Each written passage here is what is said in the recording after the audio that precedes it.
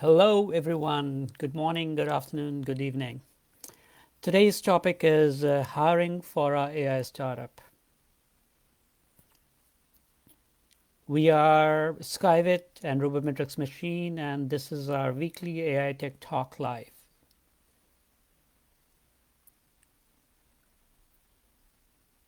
If you're going to a barber shop, you don't ask the barber, do I need a haircut? Right? You know what the answer will be. The answer will be, hell yes, you absolutely do, even if you don't have any hair. That's the thing about AI engineers. If you ask an engineer, do you know about AI? They will say, hey, yes, I'm an expert. That's the 101 of hiring for an AI startup. I have three questions or three topics that I will cover in this area.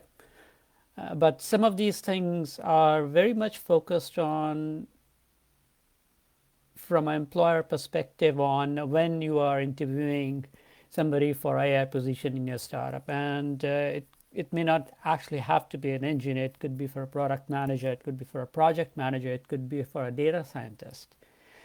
At the same side, these things will also be very useful for an employee who is interviewing, so a fresh graduate or somebody who have few years of experience, because they will understand a little bit more about what our employer is looking at. What are things they should not do when they're talking and conversing in an interview. We have about 10 minutes, three questions, but this is only the first tech talk, which is very much focused on hiring for a startup. We'll have a few more of these as the time goes by, as summer is approaching and people are looking for a job. And as a matter of fact, we at Skive and Robometrics Machine are also hiring. And yes, we are hiring AI engineers as well. So our first question is provide some basic practices for hiring engineers for an AI startup. And the first thing first is at what level are you hiring for? If you're hiring for somebody at a very senior level, or so somebody at 5 to 10 years of experience, I think it's a different cup of tea because they will have a very solid background. Although I've seen that some of the people who I do receive resumes, they have 10 years experience, but they have no experience at all in anything related to artificial intelligence or working in an artificial intelligence startup. Or in some respect, they may have advanced degrees, but that's no way related to even engineering. And what they did is they took some courses from one of the online schools and one of the online platforms. And that doesn't make them an AI engineer, or that doesn't make them or be qualified for being in an AI focused startup. Because the fundamental is that to work in an AI startup, you at least need to know the fundamentals of artificial intelligence.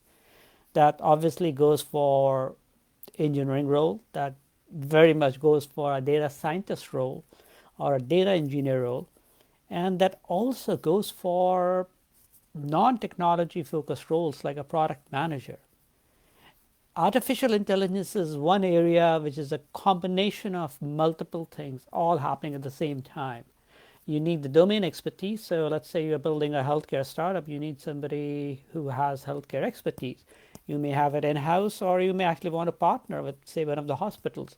Secondly, you need engineering expertise. That is something I highly recommend people hire as opposed to outsource.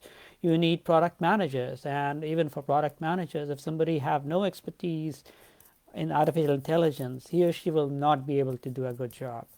So that becomes the number one thing about who you want to hire. Somebody needs to be conversant in artificial intelligence. If somebody is passionate about artificial intelligence, it will show up. You as an employer will be able to find out right away when they talk about AI. On the engineering side, it's even simpler. If they mention something about artificial intelligence, let's say they say they are in deep learning, ask them 5 questions on that one topic. What is deep learning? What sort of deep learning algorithm did you implement? Why did you implement supervised learning versus unsupervised learning? By the way, what is unsupervised learning, and why didn't you use supervised learning?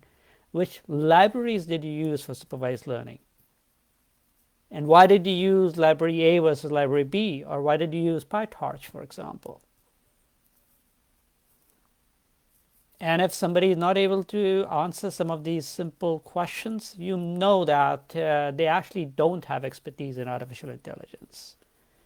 What I've seen again and again and again is people will take a course or two from one of the online platforms, and they put there right on the top, they are an AI engineer, or they're a full stack engineer.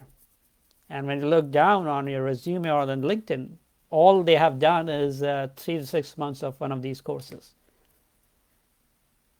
You cannot be an engineer in 6 months.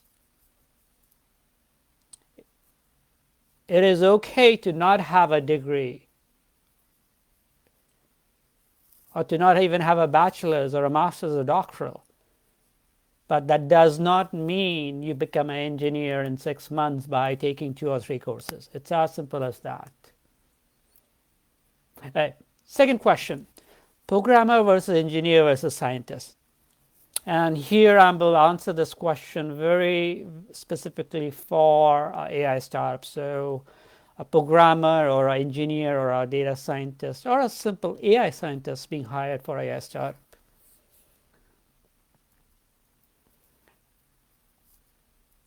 It's an easy job to learn a programming language with all these free tools from Coursera, from Khan Academy, and from DataCamp.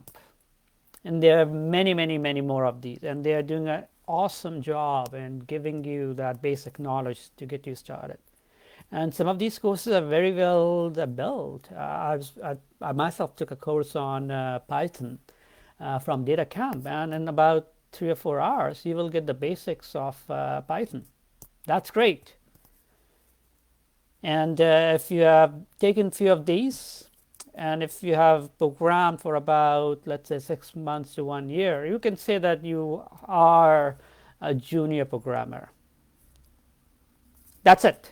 That is all you get in 6 months to 1 year of taking some of these online courses. Nothing more. To be called an engineer, you need to at least be studying engineering for a decent amount of time. So I would say at least 4 years. So if you have been an undergrad and you have 4 years of engineering education, that's when you become an engineer. You don't become an engineer by taking 5 or 6 courses or taking one of these specializations or one of these tracks from some of these online courses and tools. Even if they say you will be an engineer, that's what we call as false marketing. The third is a scientist, and I've actually, interesting enough, I've seen people, especially some of the undergrads, they just finish undergraduate, and then they write, I am a scientist. Next time if I see something like that, I will actually ask, do you know what does it mean to be a scientist? Scientist means when you have done some hardcore research for 5 to 10 years at the very least. That's when you can actually say you're a scientist. Usually a doctoral in a specific area, and here it could be computer science, it could be artificial intelligence, especially when you are talking about being in a startup, but it could even be in healthcare or in pharmacy, because in an AI startup, you need expertise not on the computer science side, but you also need expertise on the domain-specific side. And that's what makes you a scientist. And that's also what makes you fit for working in an AI startup. So just to summarize, taking some courses for 6 to 8 months does not make you an engineer or a scientist. And it doesn't matter what you write on your LinkedIn. The third question is what actually I've been talking about a little bit already. Does taking courses on platforms like Coursera, Khan Academy, or similar will make me an AI engineer?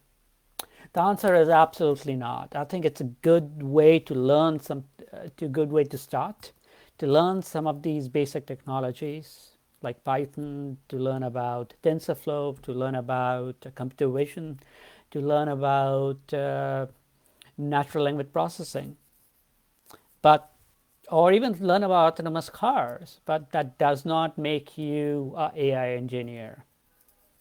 And it's a very simple job in an interview to figure out if somebody knows what they're talking about. Some of the things I've seen recently is when actually I'm interviewing and looking at these resumes that they pretty much put all the small projects that they have done so far in their resume. And most of the time it's following 5 or 6 steps in getting an NLP program up and running. Something that experienced engineer could do in 5 minutes, and that probably must have taken them a week. And they believe that's a project that they have done. But it's a very simple thing to do. And that's the most important piece, that you will not be an engineer just by taking the courses online. Now, that has changed to some extent with COVID-19.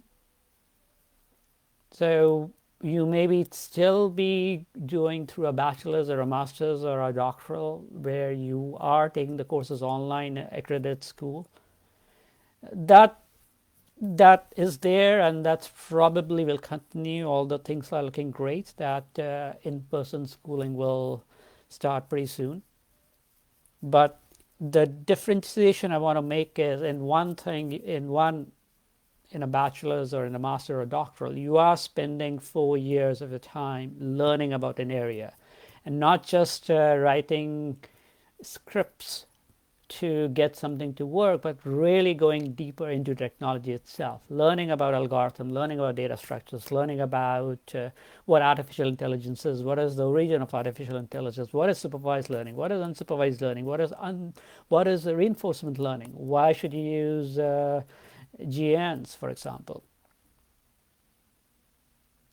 So Coursera is a great start. Khan Academy is a great start. Data Camp is a great start.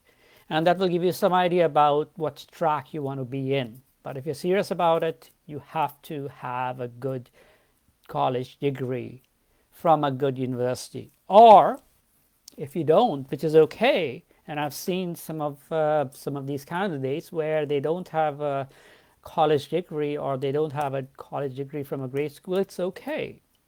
But you need to show that you have worked for X number of years, at least 4 to 5 years, where you're doing commercial products. And obviously, it's a chicken and egg problem to some extent, although in this age of